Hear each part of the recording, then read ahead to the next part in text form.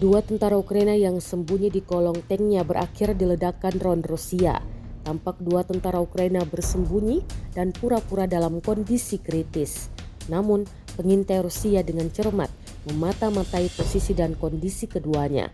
Rekamannya beredar di Telegram pada Selasa 17 September 2024. Dalam keterangan unggahan disebutkan, pasukan terjun payung di Saporosi menghancurkan tentara Ukraina dengan drone.